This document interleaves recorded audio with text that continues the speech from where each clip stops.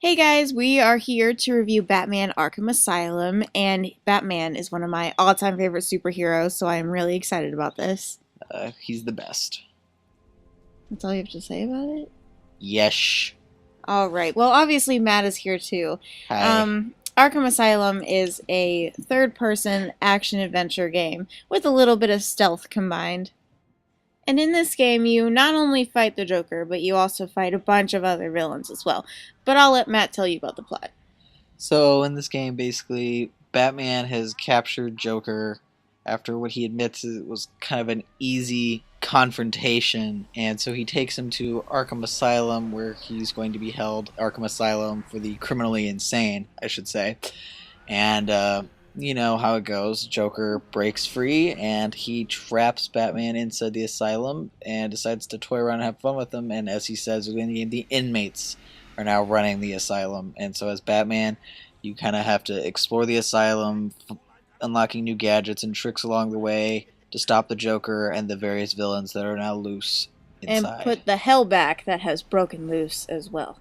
So some of the villains from this game include obviously the Joker, Harley Quinn, Bane, Scarecrow, Killer Croc. So the world you're in is obviously Arkham Asylum, and it's sort of open world, but not really. I mean, you can explore a little bit, but for the most part, you're pretty much directed as to where to go. For those familiar with the term, it's kind of a Metroidvania style of game with kind of exploration, and you get a gadget or an item that allows you to backtrack to previous areas to progress further in that area. There are also side missions that you can both unlock and download. Definitely, there's a lot of collectibles, and the Riddler actually leaves a lot of riddles and like clues and little puzzles that you can find throughout the game. I really like the combat in this game. It's set up so that if you were mashing X, you wouldn't be as effective. And as you keep going, you sort of find that Batman gets into this rhythm. And the better you keep this rhythm, the higher your combo is going to be. And I thought that was really cool. I mean, I'm a music teacher by day, so of course, anything that jives with music, I'm totally digging it. So I really like that part of it. Yeah, it's definitely interesting combat. It's not overtly hard to wrap your head around, but it looks cool. It's flashy, but it's something that once you get a good flow going, it just feels right. And I mean, obviously, Batman has some pretty cool stuff. My favorite was probably the detective vision, which you can see right now, actually. It sort of turns everything blue, and anything you can interact with is orange. So if there's an explosive wall or if there's a gargoyle you can get on top of, it's orange. And all the enemies are red. And if they're passed out, then they turn blue. So it's very useful if you're doing a stealth kill or if you're sort of confused as to what you're supposed to be doing. It's very, very helpful. Yeah, it's helpful. It lets you get a good awareness of your surroundings and what move you should make next. In addition to the detective vision, Batman has other gadgets such as batarangs. Obviously, they can use to stun enemies.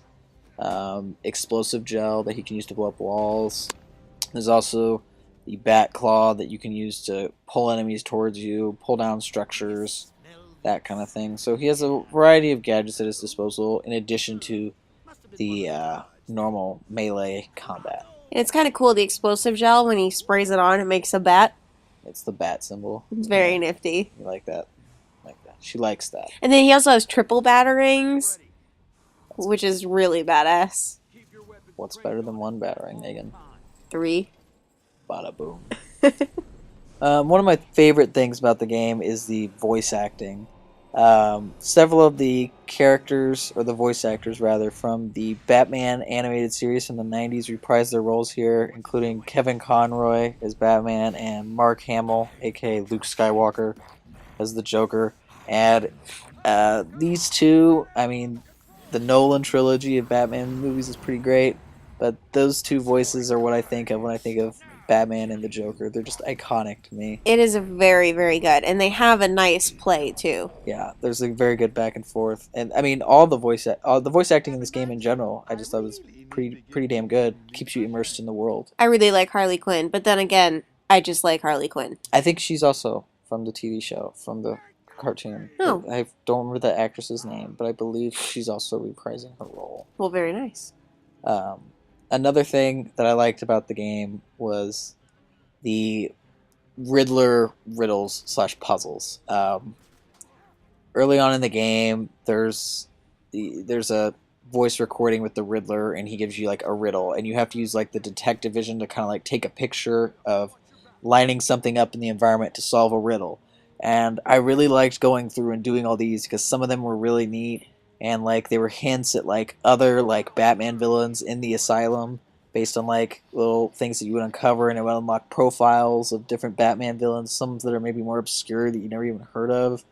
And for some of the more well-known villains, there was also like patient interview tapes that you could find that gave you more of an insight and background into who these characters are. And really, I think that's the best part of the Batman universe is the villains. They're the most compelling part to me, and just learning more about them was really cool for me. It was really thought out, and it was more than just, oh, we need a side quest, so we need to throw something in. It was very in depth and very, very well executed. Everything makes sense within the universe. This Yeah. wasn't a cash-in game. Like, the people were just like, all right, we got the Batman license, now let's do everything we can to squeeze every drop of awesome out of this. And the last thing I want to say that I really, really liked about this game, which is probably my favorite parts, was the Scarecrow nightmare sequences. I won't spoil any of them here, but Trippy as fuck. yeah, they're the most surreal, interesting experiences of the game, and you know, just you'll once you get to them, you'll know what I'm talking about. Some of the best moments of the game. There was one particular boss fight that I did not really enjoy, and I will let you figure that out when you play it on your own. But basically, first of all, the whole thing is set up to scare the shit out of you, just like scare the pants off you. You don't know when the boss is going to pop up, and the boss is really scary, and I didn't like it. And then, second of all, it's kind of a letdown because you don't actually fight the boss, you just hit it with batarangs from a far distance. So it's sort of like It's kind of hard to explain, but once you get and see it for yourself, you'll know what we're talking about. you'll understand. I guess if I had to come up with a complaint for this game, it's kind of how the detective vision is unlimited of sorts. It's kind of almost feels like a cheat code that you can see through walls and see where all enemies are at all times. However, that's just more of a gameplay choice. It's how you choose to play the game. In Arkham City, I feel like they kind of quote-unquote fixed it by whenever you get hit by an enemy, it goes fuzzy and it turns it off. But, I mean, you make the choice whether or not you want to just keep it on the whole time. Because if you do keep it on the whole time, you're just seeing in blue and you're kind of missing out on the gorgeous environments and stuff. Exactly, and there's so much color. Like, even though it's obviously a dark setting, there is so much color, and there is a lot of variety in the graphics that you miss out on. Mm-hmm. So It comes down to player choice. I think it's pretty clear-cut that both of us would obviously recommend this game. Solid recommendation. I mean, it goes deeper than both of us love Batman, but it's very well made. It's just a good game. Exactly, it's fun. So, I mean, it's the first good Batman game ever, I feel like.